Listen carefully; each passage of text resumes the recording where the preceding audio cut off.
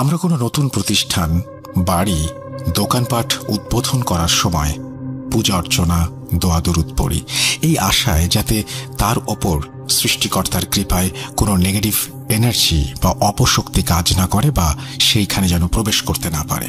কিন্তু সত্যি কি আমরা তা আটকাতে পারি? অপশক্তি কোনো না কোনোভাবে তার প্রভাব ঠিকই বিস্তার করে ফেলে। আমরা তো খালি চোখে দেখতে পাই না, তাই বিশ্বাস করি না। তবুও লোকচক্ষুর আড়ালে এমন অনেক কিছুই অতি প্রাকৃতিক বিষয় অনবরত ঘটে চলেছে, যা আমরা দেখতে না পেলেও মাঝে মাঝে উপলব্ধি করতে পারি। যেমন কোনো অন্ধকারে নিরিবিলি গলিতে হঠাৎই শরীরটা কেমন যেন শিরশির করে ওঠে। এমনকি একলা ঘরেও মাঝে মধ্যে তা ঘটে যায়। এই যেমন ধরুন, যে সমস্ত শ্রোতা বন্ধুরা এই মুহূর্তে একাকী ঘরে লাইট বন্ধ করে চুপচাপ মন দিয়ে ভূত.com শুনছেন, তারা কি হলপ করে বলতে পারবেন এই মুহূর্তে আপনার পেছনে অন্ধকার কোনো অপশক্তি, ছায়ামূর্তি দাঁড়িয়ে নেই? সাহস করে একবার অন্ধকার ঘরটায় চক্কর দিন, দেখবেন ঠিকই শিরশিরানি অনুভব করছেন। আর তা করলে বুঝবেন আপনি এই ঘরটিতে শুধু একা নন, আপনার সাথে অদৃশ্য আরো কেউ এই ঘরে উপস্থিত। আপনি আমায় বিশ্বাস নাই করতে পারেন, হেসে উড়িয়ে দিতে পারেন, কিন্তু আজকের ঘটনা শোনার পর সেই বিশ্বাস অটুট থাকবে তো? নমস্কার শ্রোতা বন্ধুরা, জানি আপনারা সবাই আল্লাহর রহমতে ভালো আছেন, সুস্থ আছেন। আমি সুকান্ত মাইতি আজ একটি ভয়ঙ্কর নিকৃষ্ট কালো জাদুর ঘটনা নিয়ে হাজির হয়েছি। আজ যে ঘটনাটি শেয়ার করব, এটি আমার বন্ধু সন্তোষের কাছ থেকে শোনা। গত বছর ছুটিতে দেশে গিয়ে বন্ধু বান্ধবদের কাছ থেকে যে সমস্ত ঘটনা কালেক্ট করেছি, এটি তার মধ্যে একটি। এর আগে সন্তোষের গ্রামের ঘটনা তো আপনাদের সাথে শেয়ার করেছি এপিসোড 208-এ, প্রতিহিংসা। আজ পাটনার একটি নামী বাজারের এক প্রতিষ্ঠিত ব্যবসায়ীর পরিবারের সাথে ঘটে যাওয়া একটি ঘটনা সন্তোষ শেয়ার করেছে। প্রসঙ্গত বলে রাখি, সন্তোষের মামার বাড়ি পাটনায় এবং তার কলেজ লাইফ, পড়াশোনা সবই পাটনায়। 2010 সালে কর্মসূত্রে সন্তোষের সাথে আমার আলাপ ও বন্ধুত্ব। পাটনায় কলেজে পড়ার সময় সন্তোষ ওদের পেইং গেস্ট হিসেবে বেশ কিছু ভয়ঙ্কর অভিজ্ঞতার সম্মুখীন হয়। সেই ঘটনা পরে অন্য কোনো এপিসোডে বলবো।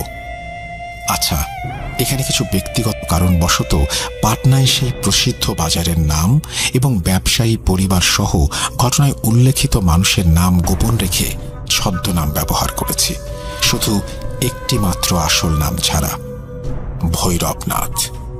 কারণ ঘটনার শেষে জানব, বিশেষ করে যারা কলকাতা থেকে শুনছেন তারা একটু মনোযোগ দিয়ে শুনবেন। যাই হোক, আর কথা না বাড়িয়ে চলুন ঘটনায় প্রবেশ করা যাক। ঘটনার সময়কাল ওই 2002 কি 3-এর দিকে। ব্যবসায়ীর নাম নিতিন যাদব। অত্র এলাকায় খুবই প্রতিষ্ঠিত একজন ব্যক্তি।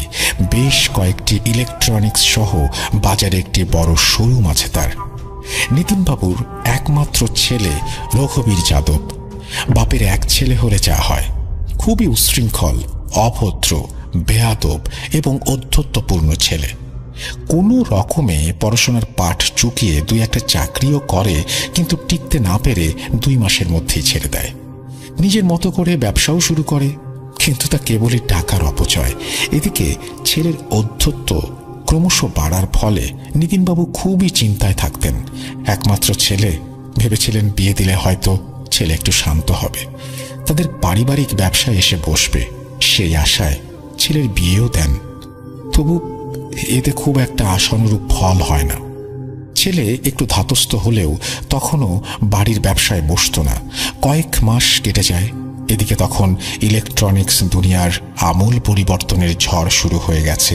পেটমোটা টিভি ধীরে ধীরে স্লেটের মতো পাতলা হতে শুরু করেছে। মোবাইল সাদা কালো থেকে ধীরে ধীরে রঙিন, মেমোরি কার্ডওয়ালা উন্নত প্রযুক্তিতে রূপান্তরিত হচ্ছে। অথচ নিতিনবাবু সেকেলের মানুষ, তাই ব্যবসায় এই পরিবর্তনটা ঠিক করে সামলে উঠতে পারছিলেন না।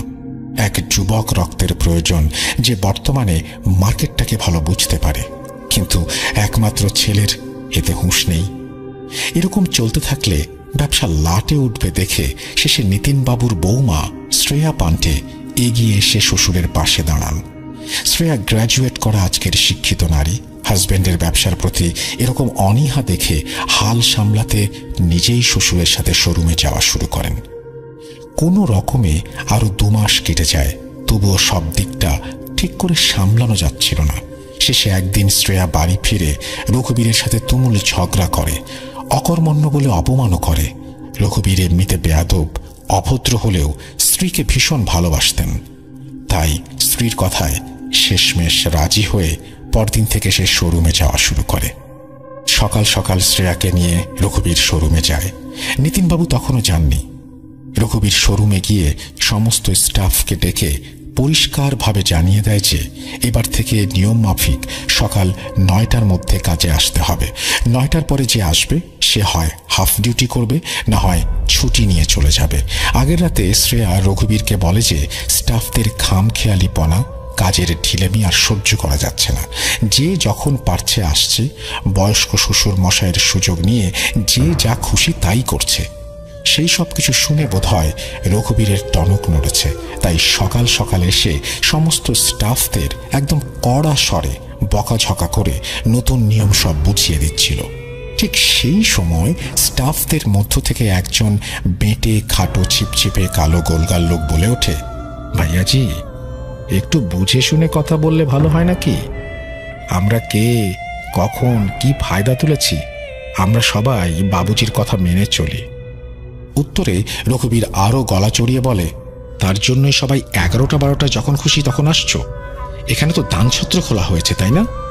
প্রত্যুত্তরে রঘুবীরের দিকে কঠোর দৃষ্টিতে তাকিয়ে লোকটি আবারও বলে ওঠে, মুখ সামলে কথা বলবে ভাইয়াজি, নিজেরই তো পাত্তা নেই। কতদিন এসেছেন শোরুমে, নিজের বাবার সঙ্গে পটে না, বনিবনা হয় না, জীবনে কখনো ব্যবসায় বসে না, ব্যবসার কি বোঝেন আপনি? সেই কিনা আজ এসেছে যাতা বলতে। শ্রেয়া চুপচাপ পেছনেই দাঁড়িয়েছিল। ততক্ষণে নিতেনবাবু শোরুমে চলে এসেছেন। ছেলের এইরকম অন্যরূপ দেখে তিনি মনে মনে সন্তুষ্ট হন। যাই হোক, ছেলে বোধহয় এবার ব্যবসার হালটা ধরল। বাবা যে পেছনে এসে দাঁড়িয়েছে রঘুবীর তা দেখেইনি। কয়েক মুহূর্ত চুপ থেকে রঘুবীর চেঁচিয়ে ওঠে, আমার সঙ্গে আমার বাবার বনিবনা হোক না হোক, তার সঙ্গে ব্যবসার কি সম্পর্ক? তোমরা স্টাফরা স্টাফদের মতো থাকবে, সময় মতো কাজ করবে, মাইনে নেবে, চলে যাবে। এত কথা কিসের? পোষালে থাকবে, না পোষালে মাইনে নিয়ে চলে যাবে। দরকার নেই এরকম লোকের, যত সব বেয়াদবের দল। বাবা লাই দিয়ে দিয়ে একেবারে মাথায় তুলেছে দেখছি। স্টাফদের মধ্যে যে তর্ক করছিল তার নাম ভৈরবনাথ। ভৈরবনাথ সেই সমস্ত নেগেটিভ এনার্জি বা অপশক্তির উপাসনা করে যার ঘটনা আজকে বলতে আসা। ভৈরবনাথও এবারে গলার স্বর জড়িয়ে কিছুটা ধমকের সুরে বলে উঠল, ভাইয়াজি, বাড়ির একমাত্র ছেলে, একটু সামলে, বেশি ওরা ভালো না। মানে কি, ভয় দেখাচ্ছ নাকি? রঘুবীর রাগে কটমট করতে করতে ভৈরবনাথকে জিজ্ঞেস করে। ব্যাপারটা রঘুবীর তোয়াক্কা না দিলেও নিতিনবাবু ভীষণ ভয় পান।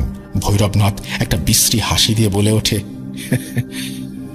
না না, ভয় দেখাচ্ছি না, ভয় দেখানোর কোনো প্রয়োজন নেই ভাইয়াজি। আমার বয়স এখন 45। যখন 14 বছর বয়স তখন থেকেই আমি অনেক কিছু বিদ্যা টোনা টোটকার বিষয়ে পড়ে আসছি। পিশাচতন্ত্রে সিদ্ধ আমি। আমার কাউকে ভয় দেখানোর কোনো প্রয়োজন পড়ে না। কি বাবু, বুঝতে পারছেন তো? রঘুবীর আরো কিছু বলতে যাবে, তার আগেই পেছন থেকে নিতিনবাবু এসে ভীত সন্ত্রস্ত অবস্থায় রঘুবীরের হাতটা ধরে বলে ওঠেন, না না, থাক রঘু, আর কথা বাড়ানোর দরকার নেই। তুই নিজের অফিসে যা, বৌমা ওকে অফিসে নিয়ে যাও। রঘুবীর রাগে নিতিনবাবুর হাতটা এক ঝটকায় সরিয়ে দেয়। বাবাকে সে খুব একটা সম্মান করত না। রঘুবীর এবার গর্জে ওঠে, না না, দাঁড়াও দাঁড়াও, হচ্ছেটা কি? কেই হারামজাদা? এ কি ম্যানেজার, গোদামে বসে, নাকি সুপারভাইজার? এ কে, যাকে ভয় পেয়ে আমাকে চলে যেতে হবে? এর সাহস কি করে হয় আমার সঙ্গে এভাবে কথা বলার? পরিস্থিতি নাগালের বাইরে চলে যাচ্ছে দেখে নিতিনবাবু ভয়ার্ত কণ্ঠে ছেলেকে বলেন, ছেড়ে দে না, কেন ঝামেলা করছিস এই প্রথম দিন? তুই তোর কেবিনে যা। ভৈরবনাথ, রঘু ছেলে মানুষ, ওকে তুমি ক্ষমা করে দাও। না না বাবা, তুমি মালিক না ও মালিক? আমি তো কিছু বুঝে উঠতে পারছি না। একজন চাকরের এত বড় সাহস হয় কি করে? হয়তো ও তোমার সঙ্গে এমন ব্যবহার করতে পারে, কিন্তু আজ থেকে আমি শোরুমে আসছি, এদের সবাইকে আমি শুধরে দেব। রঘুবীরের কথাগুলো তখন শেষ হয়নি, এমন সময় ভৈরবনাথ গম্ভীর স্বরে গর্জে ওঠে। কি? আমাকে শুধরাবি? সুস্থ থাকলে কালকে আগে শোরুমে আয়। রঘুবীর রাগে ফেটে পড়ে। মানে কি বাবা? এ এত সাহস পাচ্ছে কোত্থেকে? এর মাথা ঠিক আছে? এখানে কাজ করতে হলে মাথা নুইয়ে করো, না হলে এক্ষুনি বেরো এখান থেকে। আচমকা ভৈরবনাথের স্বর বদলে যায়, যেন আকাশ থেকে পড়ল সে। একেবারে থতমত খেয়ে নিচু সুরে কাকুতি মিনতি করে বলে ওঠে, ভাইয়াজি, ভুল হয়ে গেছে, আমাকে ক্ষমা করে দিন। আমি জানি না, মাঝে মধ্যে কেমন যেন আমার মাথাটা গরম হয়ে যায়, কি সব উল্টাপাল্টা বলে ফেলি, আপনি কিছু মনে করবেন না। উপস্থিত সবাই অবাক হয়ে দেখছিল। শ্রেয়া পেছন থেকে বলে ওঠে, ভৈরবজি, আপনার মাথা ঠিক আছে তো? এক্ষুনি গরম দেখাচ্ছিলেন, এখন আবার ক্ষমা চাইছেন। যা ব্যবস্থা নেওয়ার তা পরে দেখা যাবে, এখন আপনি আপনার কাজে যান, ঠিক আছে? ভৈরবনাথ আবারও খুব কাঁচুমাচু করে বলে, ম্যাডাম, আসলে বাবুজি কখনো এভাবে কথা বলেননি। ভাইয়াজি এরকম অপমান করাতে মাথা ঠিক রাখতে পারেনি, আমায় ক্ষমা করবেন। ঠিক আছে, আমি আমার কাজে যাচ্ছি। এই বলে ভৈরবনাথ সেখান থেকে চলে যায়। কেবিনে গিয়ে রঘুবীর তখনও রাগে ফুঁসছিল। প্রায় আধা ঘন্টা কেটে যাওয়ার পর আবারও ভৈরবনাথকে ডেকে পাঠায়, কিন্তু 10 থেকে 15 মিনিট কেটে যাওয়ার পরেও ভৈরবনাথ আসছে না দেখে রঘুবীরের মাথাটা আবারও গরম হতে শুরু করে। কর্মচারী এসে জানায় ভৈরবনাথ গোডাউনে নেই, তাকে ফোনেও পাওয়া যাচ্ছে না। রঘুবীর রাগে কটমট করতে করতে নিতেনবাবুর কেবিনে গিয়ে জানায় যে ভৈরবনাথ কাউকে কিছু না বলে চলে গেছে। উত্তরে নিতেনবাবু একইভাবে কিছুটা ভীত সন্ত্রস্ত অবস্থায় রঘুবীরকে বলে, ছাড় না, যেতে দে, সমস্যা কি? কাজ কি আটকে আছে নাকি? যা, তোর কেবিনে যা। ঠিক সেই সময় ছোটুও কেবিনে ঢোকে। ছোটু খুব ছোট থেকেই নিতেনবাবুর বাড়িতে থাকে। নিতেনবাবুরই গ্রামের ছেলে, জন্মের পর থেকে মা বাবাকে হারিয়ে কাকার খুব কাছে অবহেলায় মানুষ হচ্ছিল। ব্যাপারটা নিতেনবাবুর নজরে আসায় তিনি তাকে নিয়ে আসেন। সেই থেকে ছোটু নিতেনবাবুর বাড়িতেই থাকে। পড়াশোনার সাথে সাথে নিতিনবাবুর সমস্ত ভাই ফরমাস খেটে দেয়। খুবই মিশুক ছেলে, বলতে পারেন নিতিনবাবুর একেবারে ছায়া সঙ্গী। ছোটু রঘুবীরকে জানায় যে ভৈরবনাথ নাকি এরকমই, নিজের মন মর্জি মতো ডিউটিতে আসে, কখনো 1 ঘন্টাও ডিউটি করে, কখনো 2 ঘন্টা, আবার কখনো আসেই না, নিজের মন মর্জি মতো চলে। রঘুবীর আর সহ্য করতে পারে না, সঙ্গে সঙ্গে নিতেনবাবুকে জানায়, এসব তো আর মেনে নেওয়া যাচ্ছে না বাবা, এখনই ওর মাইনেপত্র সব হিসাব করে দাও, যা টাকা পয়সা হয় কাউকে দিয়ে ওর বাড়িতে পাঠিয়ে দাও, কাল থেকে ও যেন আর কাজে না আসে। মাথা কিনে নিয়েছে নাকি? ও চাকর না আমরা চাকর? এরকম লোকের দরকার নেই। জানি আমি একটু মুখরা, মাথা গরম হলে উল্টো পাল্টা বলে ফেলি, কিন্তু কাজের জায়গায় কাজটাই মেইন। নিতেনবাবু ছেলেকে বোঝানোর চেষ্টা করে। কোনো এক আসন্ন আতঙ্ক নীরবে ক্রমশ তার গলা চেপে ধরছিল। তিনি আবারও ছেলেকে বলেন, ছেড়ে দে না, কত দিক থেকে পয়সা নষ্ট হচ্ছে, যা যাচ্ছে যাক না। উনি কিছুতেই বোঝাতে পারছিলেন না ওনার মনের ভেতরে কি আতঙ্ক কাজ করছে। আসলে এর আগে যতবারই ভৈরবনাথের সঙ্গে কথা কাটাকাটি বা ঝামেলা হয়েছে, ততবারই কোনো না কোনো বিপদ নেমে এসেছে। হয় দোকানে গ্রাহক আসা বন্ধ, না হয় কারোর শরীর খারাপ, ঝামেলা লেগেই থাকতো।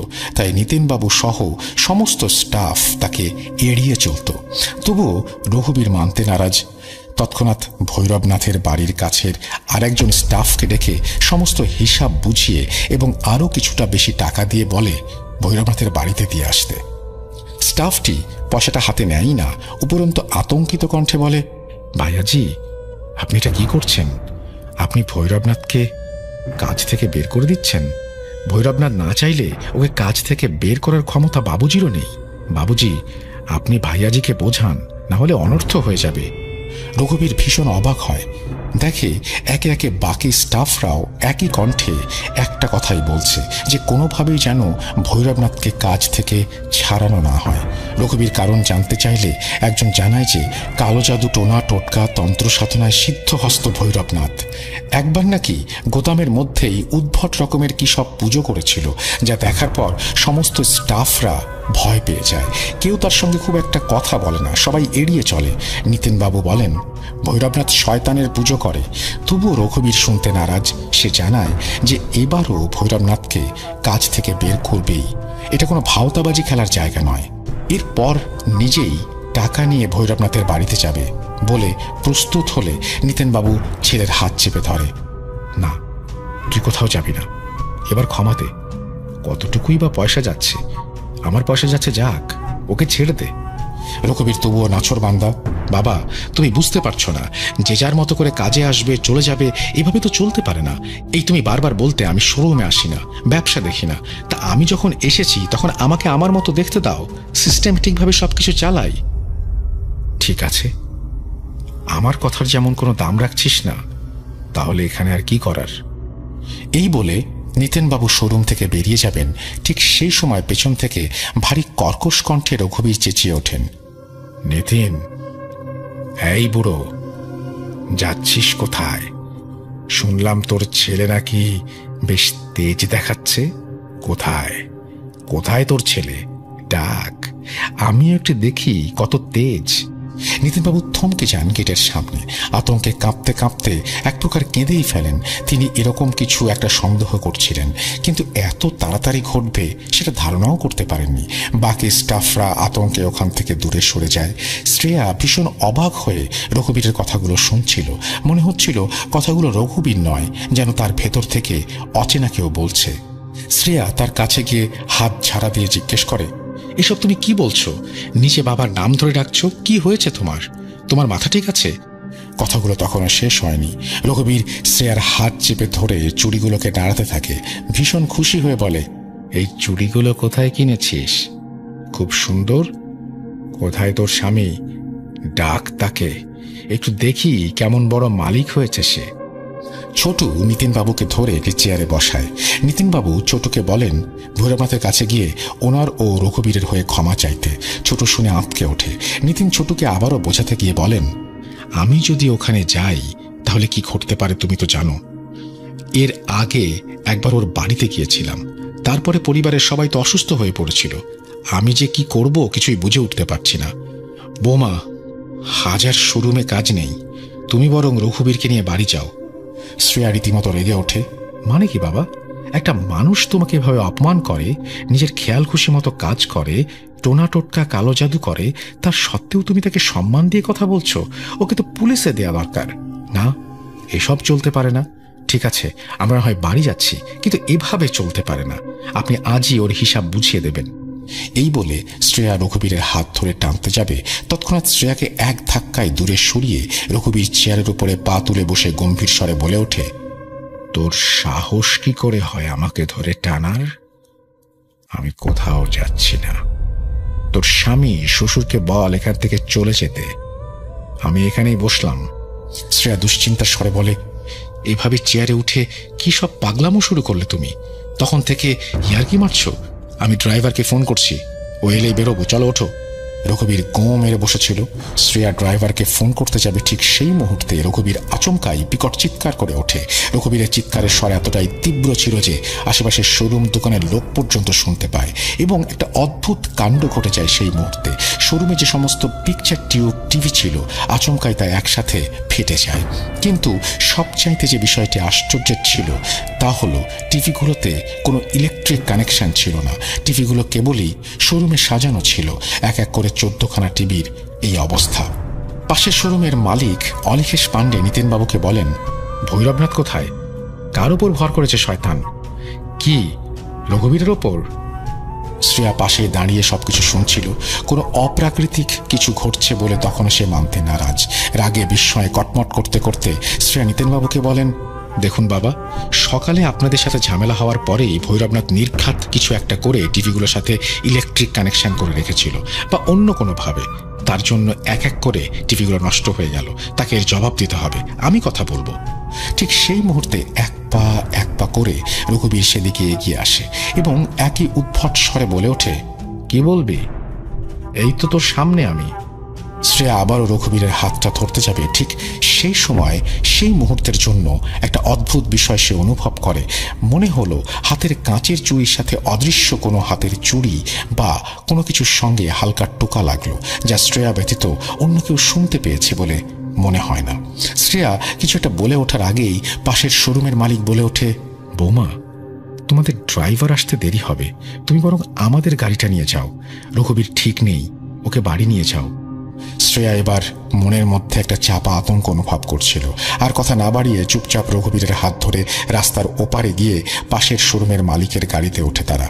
রঘুবীর গাড়ি চালানোর মতো অবস্থায় ছিল না দেখে শ্রেয়া নিজেই ড্রাইভ করে। এই সব কিছু তখন ঘটে প্রায় 1-1.5 বেজে গিয়েছে ততক্ষণে। নিতিনবাবু সেদিন কোনো রকমে কর্মচারীদের দিয়ে শোরুম গুছিয়ে বাড়ির দিকে যতক্ষণে না রওনা দেন, ততক্ষণে প্রায় সন্ধ্যা 7টা বেজে গেছে। বাড়িতে পৌঁছে দেখেন পাশের মালিক পাণ্ডেজির গাড়িটি সেখানে নেই, যাতে করে শ্রেয়া ও রঘুবীর বাড়ির জন্য বেরিয়েছিল। ছোটু ও নিতিনবাবু একে অপরের দিকে এক ঝলক তাকিয়ে বাড়িতে প্রবেশ করেন। ভেবেছিলেন পাণ্ডেজির ড্রাইভার এসে হয়তো গাড়ি নিয়ে গেছে।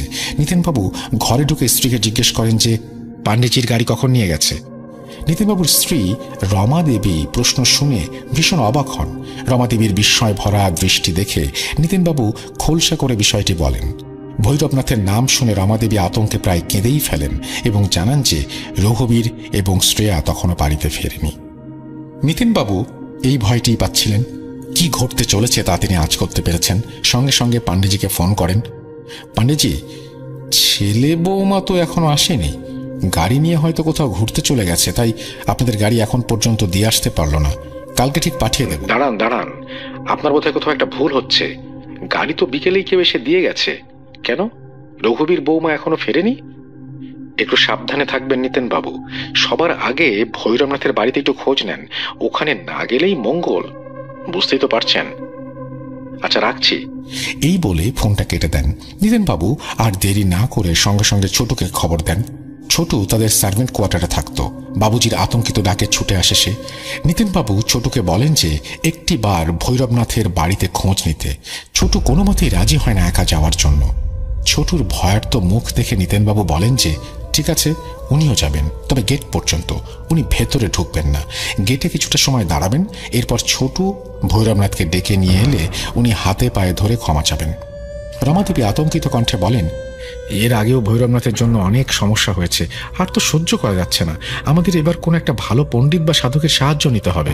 শুনেছি এলাকায় নাকি বছর 20-22-এর এক যুবক বালাজির পরম ভক্তসিদ্ধ সাধক এসেছেন, তাকে একবার ডাকলে হয় না? শুনেছি ভূত প্রেত, জিন পিশাচ, অপশক্তি, কালো জাদুটোনার কাঠ নাকি অনায়াসে তিনি সমাধান করে দেন। তোমার কি মনে হয় 20-22 বছরের সেদিনের ছেলে ও পারবে ভৈরবনাথের মতো একজন তুখর তান্ত্রিকের সামনে দাঁড়াতে? না, আমাকে বরং যে করেই হোক ভৈরবনাথের হাতে পায়ে ধরে ক্ষমা চাইতে হবে। এই বলে নিতিনবাবু ও ছোটু দুজনেই বেরিয়ে যান। তার আগেই বাড়ির মেইন দরজাটা খুলে যায়। দেখেন হাসতে হাসতে রঘুবীর ও শ্রেয়া বাড়ির ভেতরে প্রবেশ করছে। দেখে বোঝার উপায় নেই যে আজকে দুপুরে এত কিছু ঘটে গেছে। নিতিনবাবু বিস্মিত কণ্ঠে জিজ্ঞেস করেন যে তারা এতক্ষণ কোথায় ছিল। শোরুম থেকে তারা অনেকক্ষণ বেরিয়েছে। আবার কিছু ঘটেছে কিনা জানতে চাইলে রঘুবীর খুবই স্বাভাবিক কণ্ঠে বলেন, বাবা, তোমার বোধহয় কোথাও ভুল হচ্ছে। আমরা এখন শোরুমে গেলাম, আমরা তো আর যাইনি। তোমার বয়স হচ্ছে বাবা। যাই হোক, বড্ড ক্লান্ত লাগছে। শ্রেয়া, আমার খাবারটা রুমে নিয়ে আসো তো, ডাইনিংয়ে খেতে ইচ্ছা করছে না। এই বলে রঘুবীর মা বাবাকে শুভরাত্রি জানিয়ে ছোটুর মাথায় একটু ছোট্ট করে হাত বুলিয়ে হাসতে হাসতে রুমে চলে যায়। শ্রেয়া তার পেছন পেছন রান্নাঘরে গিয়ে খাবার গুছিয়ে নেয়। নিতিনবাবু ছোটু হতবাক হয়ে সব দেখছিল। এদিকে রমাদেবী নিতিনবাবুকে বলেন, রঘু ঠিক বলেছে, তোমার বয়স হচ্ছে, কি সব ভুলভাল বকছ, তারা তো ঠিকই আছে। নিতিনবাবু বোঝাতে গেলে তার কোনো কথাই রমাদেবী শুনতে নারাজ, এমনকি ছোটুর কথাও না। এরপর নিতিনবাবু আর কোনো কথা না বাড়িয়ে রাতে কোনো রকমে দুমুঠো খেয়ে জিরার মতো শুতে চলে যান। রাতে 3 তলার ঘরগুলো থেকে বিকট চিৎকারের শব্দ ভেসে আসে। সারা রাত ধরে যেন তাণ্ডব চলছে 3 তলায়, অথচ 3 তলায় কেউ থাকে না। রঘুবীররা দোতলায় থাকে আর নিতেনবাবু ও রমাদেবী নিচতলায় থাকেন। নিতেনবাবু পরিষ্কার আন্দাজ করতে পারছিলেন যে কি ঘটছে 3 তলায়, অথচ অবাক করা বিষয় রমাদেবী বেমালুম ঘুমাচ্ছেন, যেন কোনো শব্দই তার কানকে স্পর্শ করছে না। কেবল নিতেনবাবুই সেই বিভৎস শব্দগুলো শুনতে পাচ্ছিলেন। যাই হোক, কোনো রকমে রাতটা কাটে। অবাক করে সকালে রঘুবীর ও শ্রেয়া স্বাভাবিক আচরণ করে। ছোটুও তাদের সাথেই খাওয়া দাওয়া করে।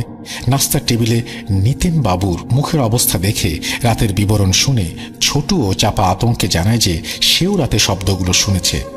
নাস্তা করার সময় কলিং বেলটা বেজে ওঠে। বরাবরের মতো ছোটু উঠে দরজা খুলতে যাবে, কিন্তু সেদিন ঠিক সেই মুহূর্তে তাকে থামিয়ে দেয় শ্রেয়া এবং রঘুবীর। নিজেই এগিয়ে গিয়ে দরজা খোলে তারা। ভৈরবনাথ দাঁড়িয়ে। নিতেনবাবুরা অদূরে ডাইনিং টেবিল থেকে সবকিছু দেখছিলেন। শ্রেয়া এবং রঘুবীর গুরুদেবের জয় হোক বলে পা ছুঁয়ে ভৈরবনাথকে প্রণাম করছে দেখে নিতেনবাবুরা ভীষণ অবাক হন। আরে, ভৈরবনাথ কি কোনো ভগবান নাকি যে তাকে পা ছুঁয়ে প্রণাম করছে? একজন নিকৃষ্ট তান্ত্রিক। ছোট আর সহ্য করতে না পেরে রাগে গর্জে উঠে একরকম তেড়ে যায়। নিতেনবাবুর বারণ সত্ত্বেও ছোট গিয়ে দরজার মুখের সামনে দাঁড়িয়ে রীতিমতো বেশ কিছুটা অকথ্য ভাষায় গালিগালাজ করে ভৈরবনাথকে। তুমি এখানে কেন এসেছ? তোমার হিসেব পাঠিয়ে দেওয়া হবে। কেন বাবুজির পরিবারের ওপর এমন জাদুটনা করছো? কেন ভয় দেখাচ্ছ? বেরো ওখান থেকে। ছোটু তখনও কথাগুলো শেষ করতে পারেনি। রাগে কটমট করতে করতে এবং এক ধরনের গর্জন করতে করতে রঘুবীর ছোটুকে এক ঝটকায় ধাক্কা দিয়ে প্রায় হাত 10 দূরে ফেলে দেয়, যা কোনো সাধারণ মানুষের পক্ষে কখনোই সম্ভব নয়। এবং একইভাবে গর্জন করতে করতে কর্কশ কণ্ঠে বলে ওঠে, বেয়াদব, মুখ সামলে। গুরুদেবকে তুই কি বলছিস? তুই আজ থেকে এই বাড়ি থেকে বেরিয়ে যাবি, আর ভুলেও যেন তোকে শোরুমে বাড়িতে না দেখি। এই বুড়ো বুড়িকেও এই বাড়ি থেকে বের করছি এখনই। বুড়ো যেন শোরুমে না যায়। এবার থেকে গুরুদেব আমাদের বাড়িতে থাকবেন। নিতেনবাবুর পায়ের তলা থেকে যেন মাটি সরে যাচ্ছিল। উনি বুঝতে পারছিলেন যা ঘটার ঘটেই গেছে, শয়তান তার কাজ করে ফেলেছে। ঠিক তারই মাঝে দেখেন শ্রেয়া আনছি গুরুদেব বলে ঘরের ভেতরে যায়, যেখান থেকে যত ঠাকুরের ফটো ছিল, এমনকি ঠাকুর মন্দিরের যত মূর্তি ছিল, সব নিয়ে এসে একটি বেডশিটের মধ্যে জড়ো করছে। শুধু একটি মাত্র বাকি থাকে পশ্চিম দিকে দেয়ালে লাগোয়া একটি সুন্দর কাঠের শোকেসের ওপরে রাখা হাত 1.5 মতো উঁচু পিতলের একটি মা দুর্গার মূর্তি ছাড়া। মূর্তিটি বছর 5 আগে নিতেনবাবুর এক বন্ধু তাকে উপহার দিয়েছিলেন। ওজন ওই 8 থেকে 10 কিলোগ্রাম হবে। নিতেনবাবুর বাড়িতে মন্দির থাকলেও অজান্তেই সেই মূর্তিটিকে শোপিসের মতো করে ড্রয়িং রুমে সাজিয়ে রাখা হয়েছিল। পুজো হতো না। বাড়িতে সবাই বালাজির ভক্ত হলেও দুর্গা মাতার মূর্তি তেমন ভক্তি হতো না। ওই 1-8 কখনো কখনো দুর্গা কাগজ পড়া বা গায়ত্রী মন্ত্র পড়া, ওইটুকুই।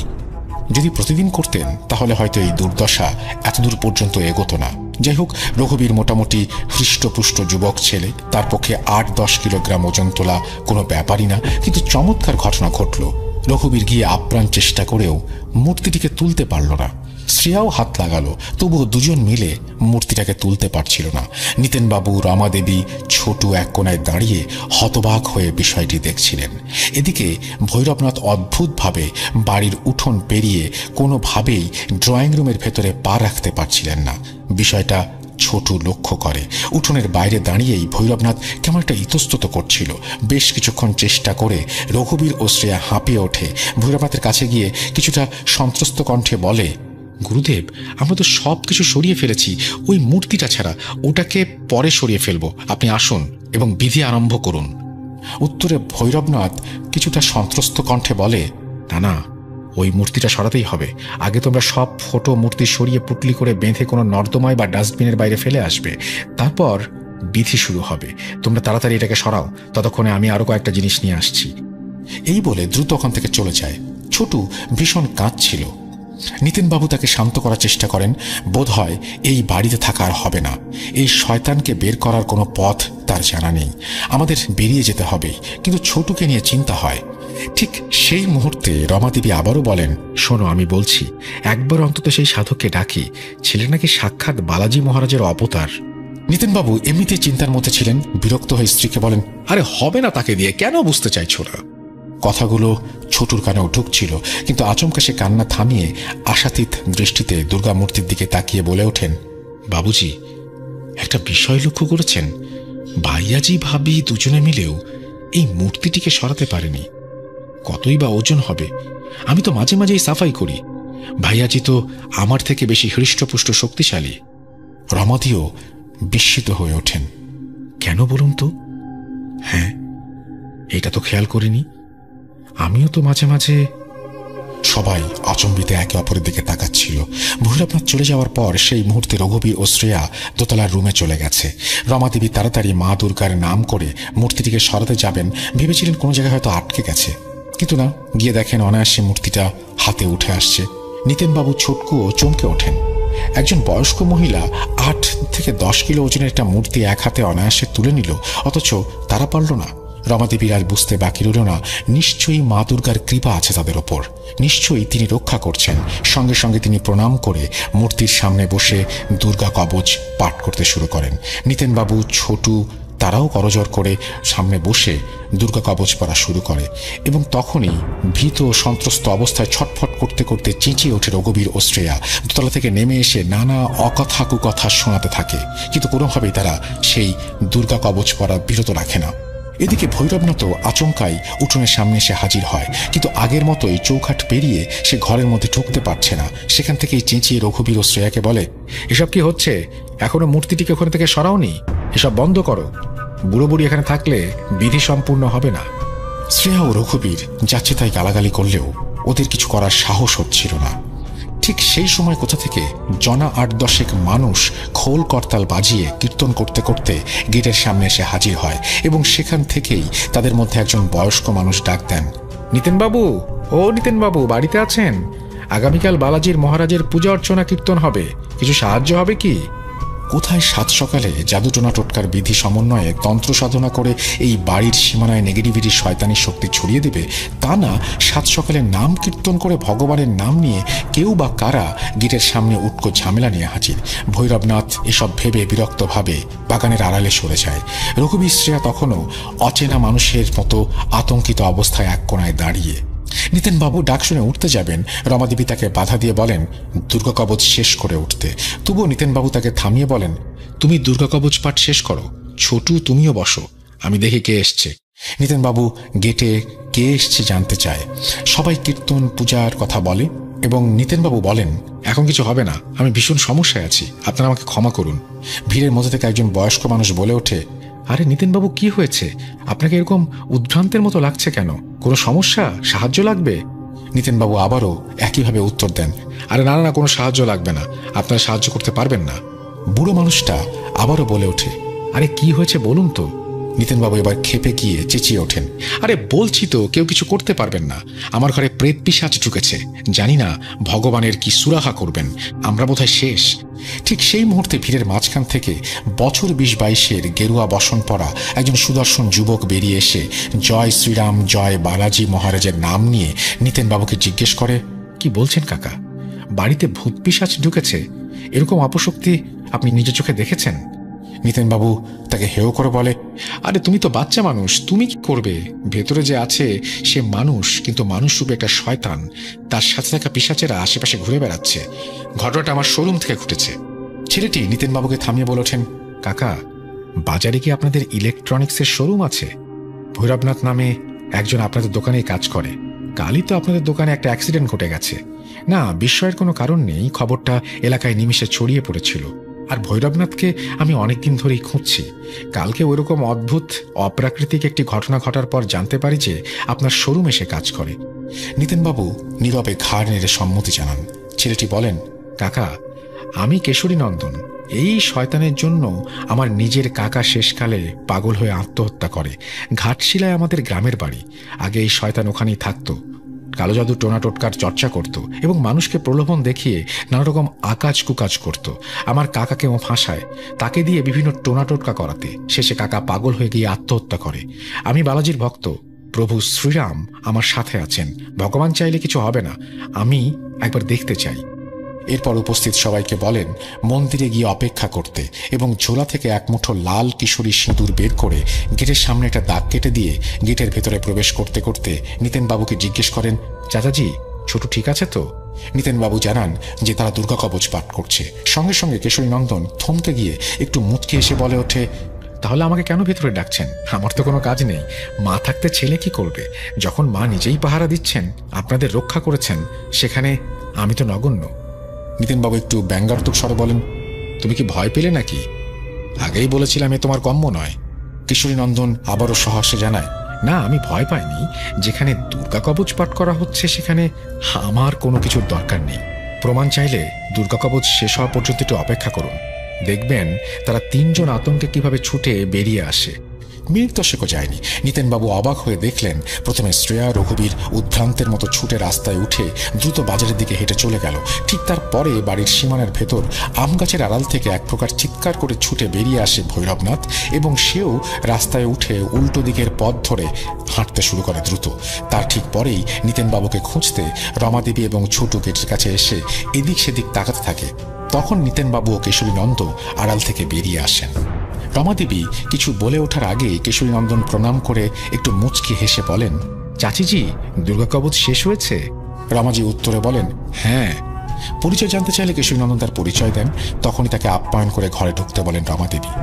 কত করে ওনাকে বলেছিলাম তোমাকে ডেকে আনতে। কেশরীনন্দন একগাল হেসে বলেন, তার কোনো প্রয়োজন নেই।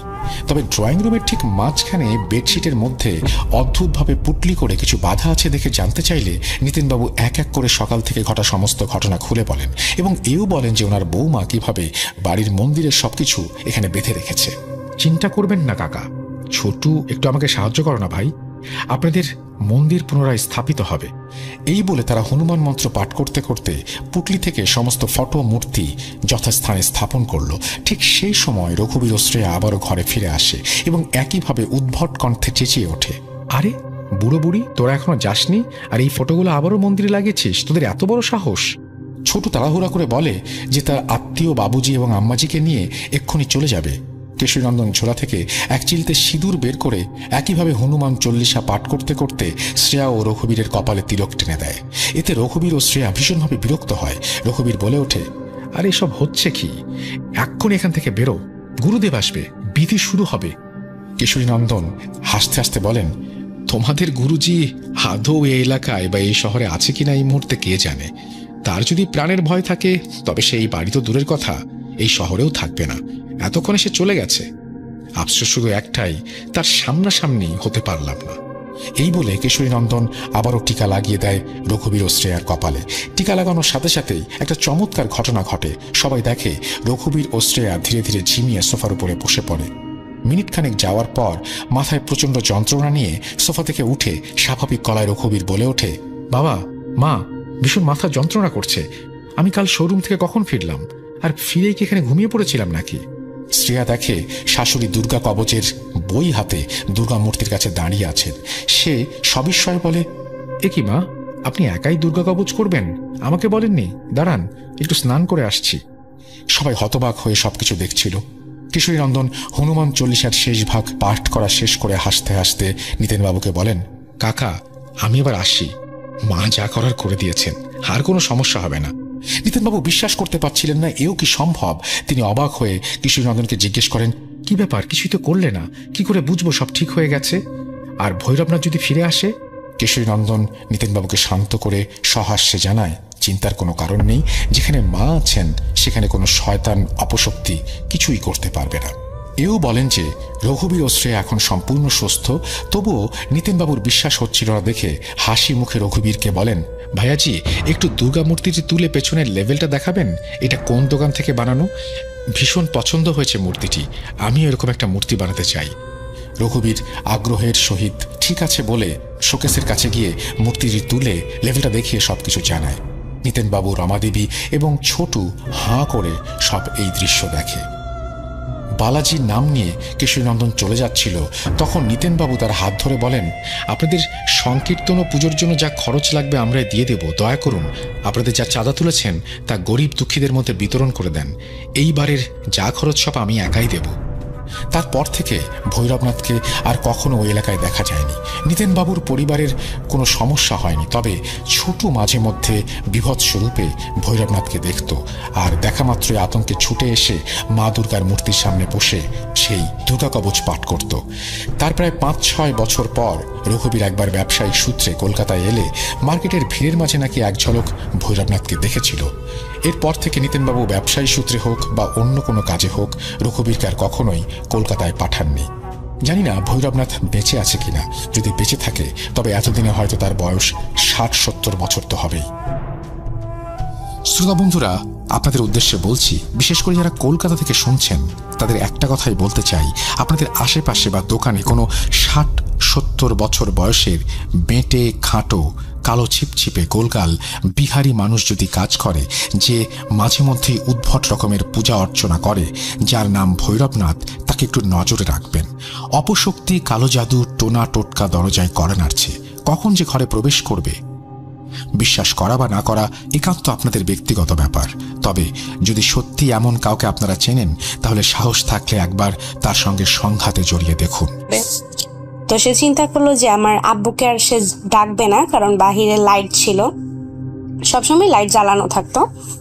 আর বাসার বর্ণনাটা যদি আপনাকে আমি দেই, 2টা রুম ছিল পাশাপাশি, আর একটা রুমের গেটের একটা রুমের দরজার সাথেই আবার ছিল হচ্ছে রান্নাঘর, তার ওই পাশে ছিল ওয়াশরুম, আর ওয়াশরুমের ভিতর যেতে হতো বারান্দা দিয়ে।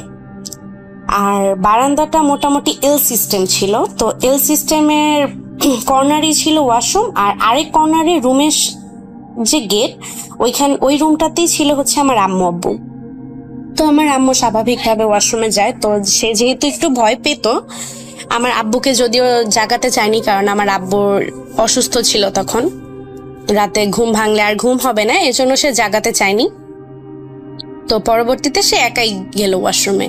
তো ওয়াশরুমে যাওয়ার পর সে ওয়াশরুমের দরজাটা হালকা খোলাই রাখলো, যে কেউ আসলে তো সে শুনতেই পাবে এজন্য। তো সে ওয়াশরুমের ভেতর থেকেই দেখতেছে যে তার রুমের যে দরজার বরাবর, মানে একটু সামনে গিয়েই বরাবর একটা মেশিন রাখা ছিল, আমরা সেলাই মেশিন যেগুলোকে বলি, সেলাই মেশিন রাখা ছিল, সেটার সাথেই আবার একটা কাঠের টেপ চেয়ারও ছিল। তো সে দেখতে পাচ্ছে আমার খালুর মতন একজন অবয়ব। আমি বলে রাখি, আমার খালু কিন্তু মারা গেছে, প্রায় 2-3 বছর হবে আমার খালু মারা গেছে। তো আমার খালুর মতন একটা অবয়ব সেখানে সে দেখতে পায়। তো সে প্রথমে জিনিসটা ভালোভাবে মানে মাথায় নেয় না, কারণ সে ভাবতেছিল যে হয়তো ঘুমের মধ্যে একটা ঘোর দেখতেছে, এরকম কিছু। পরবর্তীতে সে উঠে হাত পা ধুয়ে সে একটু সামনে, মানে ওয়াশরুম থেকে বের হয়ে একটু সামনে আগায় রান্নাঘরে গেটের দিকে। আর রান্নাঘরে গেট থেকে কিন্তু ওই জিনিসটা একদম বরাবর ছিল, হ্যাঁ, সোজাসুজি। তো তখন সে একটু খেয়াল করে দেখতে পায় যে জিনিসটা, মানে যে অবয়বটা আমি বললাম আমার খালুর মতন, মানে সে হচ্ছে পাঞ্জাবি আর মানে জুব্বা টাইপের একটা পরেছিল, আর মাথায় টুপি ছিল তার। সে পূর্ব দিকে মুখ করেছিল, পূর্ব দিকে সে আকাশের দিকে তাকাইছিল, এরকম কিছু একটা, মানে খুব সাদা, আর তার চেহারাটা হালকা হালকা বোঝা যাচ্ছিল যে আমার খালুর মতনই কিছুটা একটা। তো আম্মু ফার্স্টে না ভাবতেছিল যে হয়তো জিনিসটা, মানে সে ঘুমের ঘোরে, সে এখনো ভাবতেছে যে সে ঘুমের ঘোরেই হয়তো কিছু একটা দেখতেছে। যখন সে আর একটু সামনে আগায় তখন সে দেখে জিনিসটা নড়ে চড়ে উঠছে, মানে একটু নড়ে উঠছে আর কি। তো যখন সে এটা দেখলো তখন সে তো ভয়ে, মানে এতটাই ভয় পাইছে, সে নিচের দিকে তাকায় সে জাস্ট সোজা তার রুমে চলে গেছে। রুমে গিয়ে দরজা লাগাই দিল। সে রুমে গিয়ে দরজা লাগায়, মানে সে যে চিৎকার দিবে সেই সাহসটাও সে পাচ্ছিল না। তো সে সূরা পড়তে পড়তে রুমে চলে যায়, আর রুমে গিয়ে দরজাটা লাগাই দেয়। সেদিন রাতে আর কিছু হয় না। তো পরের দিন আমার খালাকে এই সব কিছুই বলে আমার আম্মু। তো বলার পরে সে আসলে জানতে পারে যে আমার যে খালার বাড়ি, তো ওইখানে আমার খালু জীবিত থাকা অবস্থায় তার মানে রক্ষা করতো এরকম টাইপেরই একটা জিন ছিল। তো হয়তো বা মানে উনি ভালো জিন, মানে যাকে আম্মু দেখতে পারছে, তো সে হচ্ছে ভালো জিন, সে তাকেই আম্মু দেখতে পারছে। যদি সে খারাপ জিন হতো তাহলে হয়তো বা তার কোনো ক্ষতি হতো। তো তাকে দেখতে পাইছে। এখন এরপরে ওইটাই অবশ্য তাদের বাসার কি বলবো, মানে রক্ষা করে, তাদের বাসাটাকে সেভ রাখে। তো ওইটা শোনার পর তার কিছুদিন পর আবার আমরা জানতে পারি যে আমার খালাতো বোন ছিল 2 জন। তো ছোট যে খালাতো বোন, ওনার 2টা ছেলে। তো তার যে ছোট ছেলেটা মোটামুটি বয়স হবে ধরেন 4-5 বছর। তো তার এই ছোট ছেলের ওপর পরি বা হয়তো মেয়ে জিন বলতে পারেন, ঠিক আমি বলতে পারবো না ক্লিয়ারলি, এরকম কিছুর তার ওই ছোট ছেলের ওপর নজর পড়ে। তো নজর পড়ার পরে সে মেইন যেটা হয় আসলে যে তারা নাকি জানায়, কোনোভাবে তারা জানতে পারে যে তার ছেলেকে সে নিয়ে যাবে। সেই পরীটা তাদেরকে বলে যে তোমার ছেলেকে আমরা নিয়ে যাব, আর তোমরা তাকে আটকে রাখতে পারবে না। আর এই জিনিসটা তাদেরকে জানায় হচ্ছে ওই যে আমি বললাম আমার আম্মু যাকে দেখতে পাইছে, সে তার আমার বড় খালাতো বোনের বড় ছেলের মাধ্যমে তাদেরকে জানায়, মানে ওর উপর ভর করে জানায় কোনো একটা ভাবে। তো পরবর্তীতে আসলে এইটা মানে একদিন রাতে হঠাৎ করে তারা শুনতে পায় যে টিনের উপর, যেহেতু মানে গ্রামে তো রুম অনেকেই নিচের দিকে ফ্লোর ছিল, চারদিকে টিন, আর উপরেও হচ্ছে টিন ছিল ওদের বাসাটা। তো উপরে এত জোরে জোরে কেউ মানে হাঁটলে বা লাফাইলে পরে, অনেকগুলো মানুষ মিলে লাফাইলে ঠিক যেরকম একটা সাউন্ড হয়, তারা ওরকম একটা সাউন্ড শুনতে পায়, যে তারা মানে কিছু দিয়ে বাড়ি দিচ্ছে, কেউ লাফাচ্ছে, এরকম টাইপের। যে ওরা চিৎকার দিয়ে বলতেছে যে আমরা ওকে নিয়েই যাব। তো তখন আসলে মানে তাদের পরিস্থিতিটা এমন হয়ে দাঁড়ায় যে কোনোভাবেই তারা থাকতে পারতেছে না। তো পরবর্তীতে এক হুজুরকে ডাকা হয়। তো উনি বলে যে তোমরা ওকে তাবিজ এগুলো দেওয়া হয়, বলে যে তোমরা এই বাসা থেকে কিছুদিন দূরে থাকো। আর বিষয়টা এরকম দাঁড়াচ্ছে যে ও যেখানেই যাবে ওর পিছু পিছু কিন্তু সেগুলো ওইখানেই যাবে, মানে ওকে নিয়েই যাবে। তো পরবর্তীতে ওই হুজুরের মাধ্যমে তো উনি বলল যে তোমরা 1 মাস বা 2 মাস একটু বাহিরে থাকো কোথাও, তাহলে হয়তো বা প্রবলেমটা সলভ হইতেও পারে। তো ওই হুজুরও বলছে, আর হচ্ছে ওই যে সেই ভালো জিনটা উনিও কিন্তু সেম কথা বলছে যে তোমরা একটু বাসার বাহিরে থাকো কোথাও, আমি তোমাদেরকে সেভ করব। আমির সাহেবের কাছে ব্যাপারটা জানায়।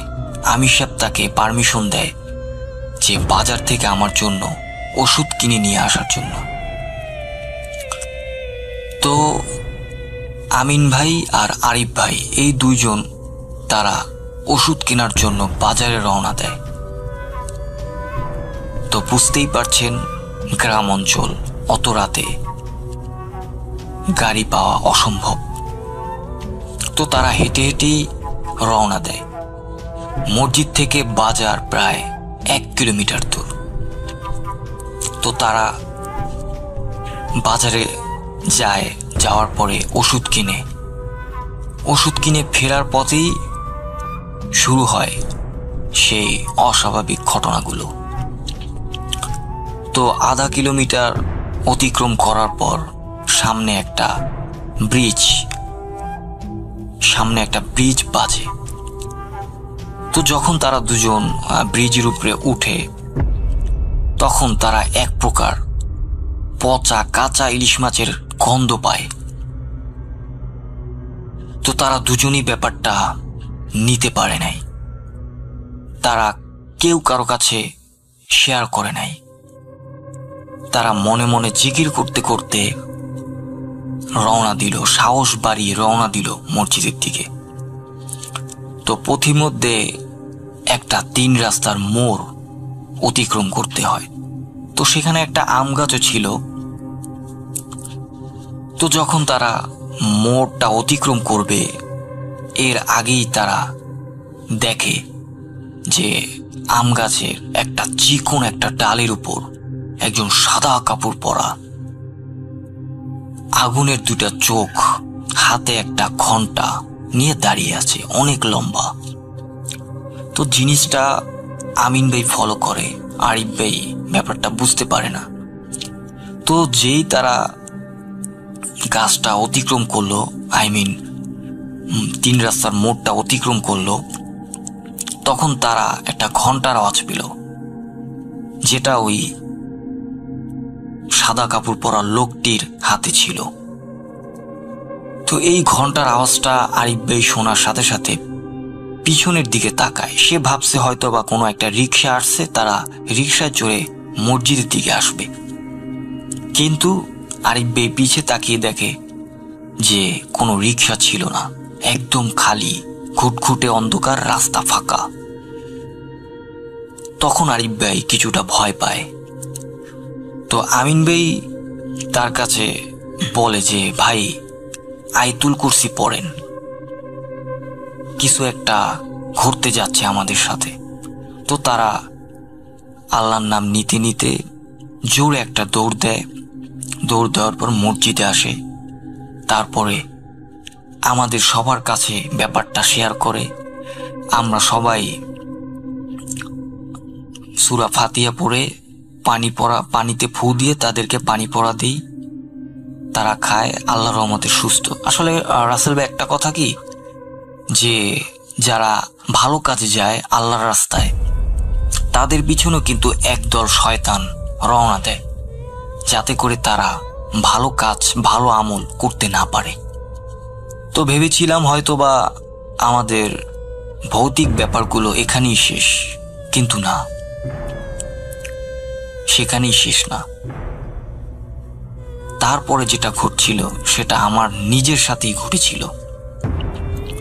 তো আমরা কি করলাম, তারপরে বাকি মসজিদগুলো খুব সুন্দরভাবেই কাটাইছি, কিন্তু একটু ভয়ের সাথে কাটাইছি। কারণ রাতের বেলা আমরা তাহাজ্জুদ পড়তে উঠতাম কিছু লোক নিয়ে। যাই হোক, আমি আসল ঘটনায় আসি। তো এবার আমাদের ঢাকায় ফেরার সময় আমরা জয়পুরহাট স্টেশন মসজিদে উঠলাম। আমি মসজিদটার নাম বলছি না, যারা জয়পুরহাটের লিসেনার আছেন তারা হয়তো বা বুঝতে পারছেন আমি কোন এলাকার কথা বলছি। তো মসজিদের পাশেই ট্রেন লাইন, একটু সামনেই ট্রেন স্টেশন, অপোজিটে জয়পুরহাট কলেজটার নাম বলছি না, আর পাশে একটা বড় একটা পুকুর। তো ভাবছিলাম যে গ্রামে ছিলাম, হয়তোবা ভৌতিক কিছু ঘটছে, বাট এখন তো আমরা শহরে, জয়পুরহাট মেইন শহরে, এখন হয়তোবা আমাদের সাথে সেরকম কিছু একটা ঘটবে না। তো প্রথম দিন রাত 12টার সময় সবাই ঘুমিয়ে যায়। আমি আর আমার একটা বেস্ট ফ্রেন্ড মারুফ আমরা বাথরুমে যাই ফ্রেশ হওয়ার জন্য। তো ফ্রেশ হওয়ার পরে, যেহেতু মসজিদে তো অপবিত্র অবস্থায় ঢোকা সম্ভব না, তো আমরা কি করলাম, উজু করার জন্য সেই পুকুরটিতে গেলাম।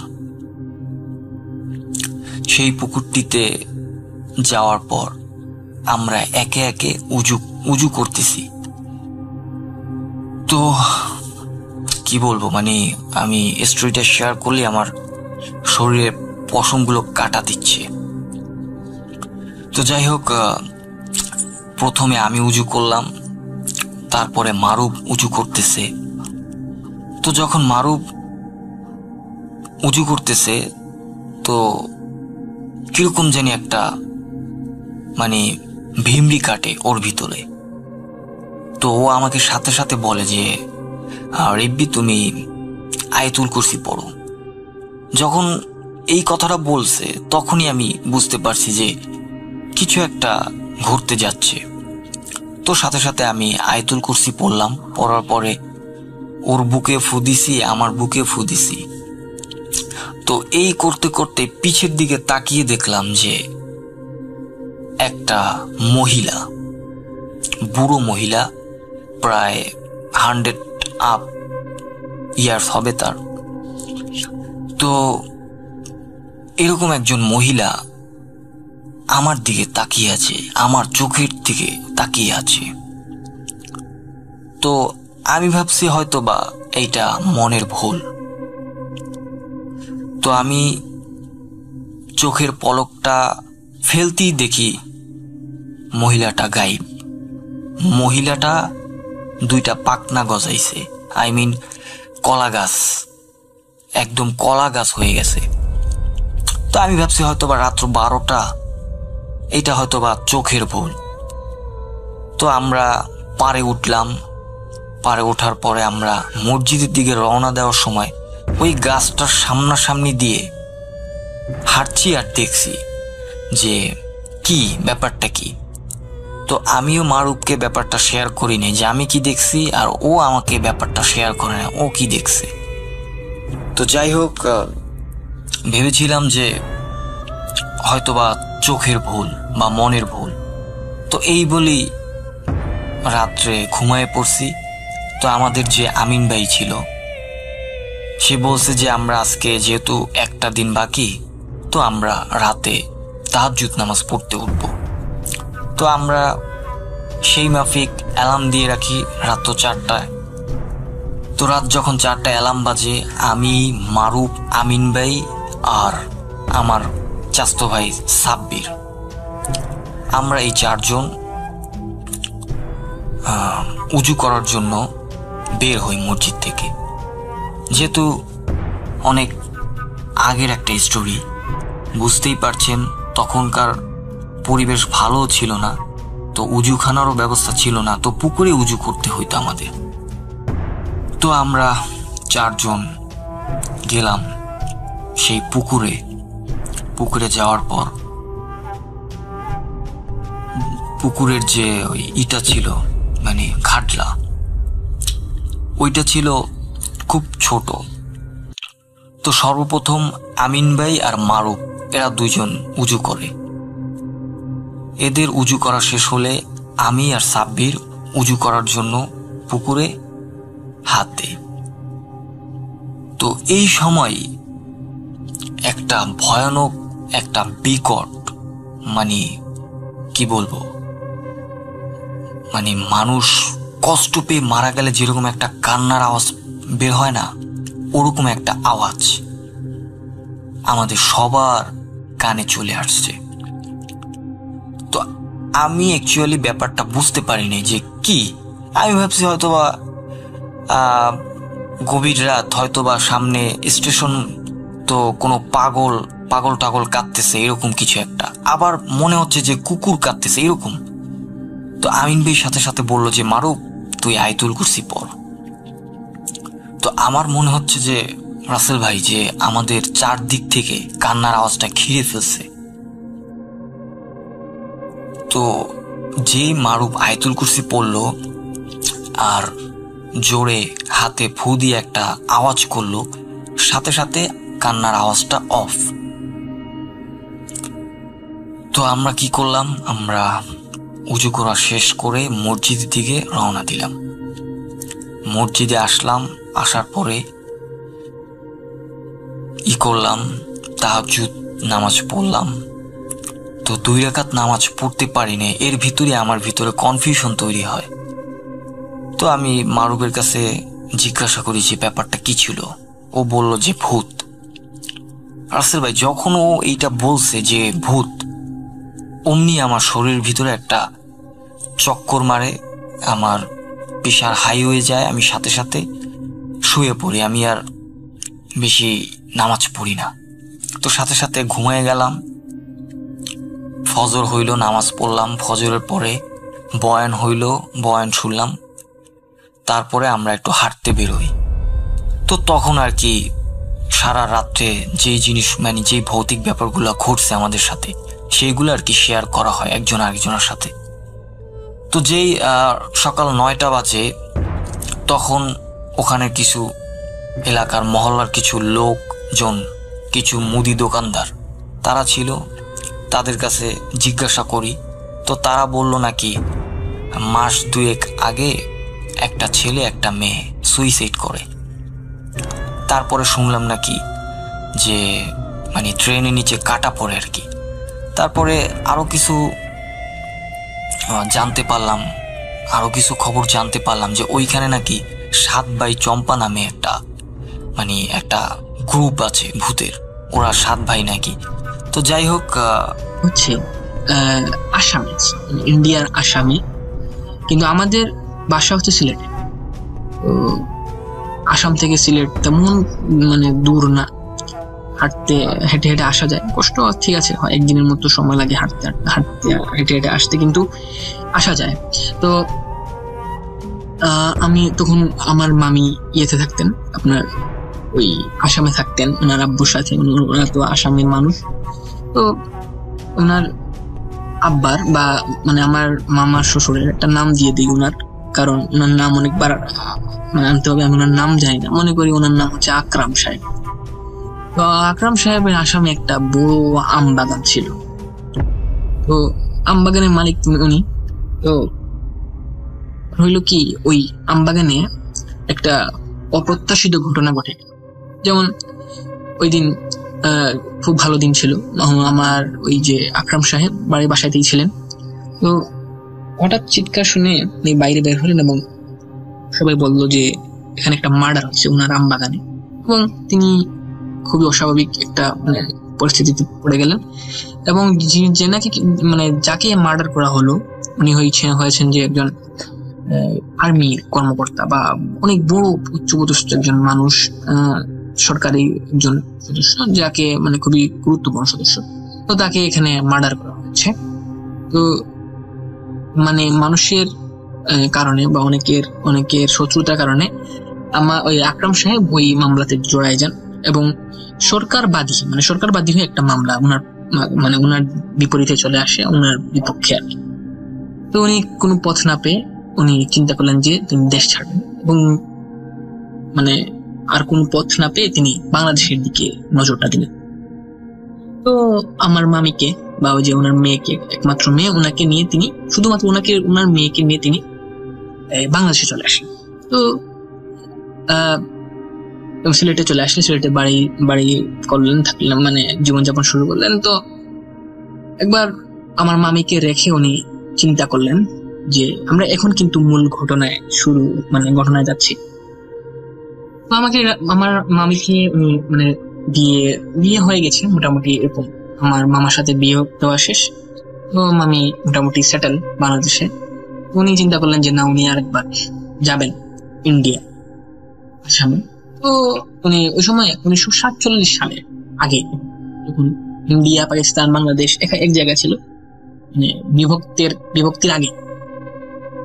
তো এখন কিন্তু মূল ঘটনা শুরু, আপনারা একটু মনোযোগ দিবেন।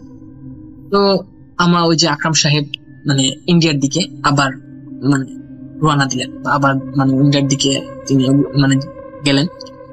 তো আপনারা একটু গবেষণা করলে, আপনারা যারা এই দিক থেকে একটু পারদর্শী জানেন, তো তারা বুঝতে পারবেন বা জানেন যে আসামের মতো মানে খতরনাক বা মানে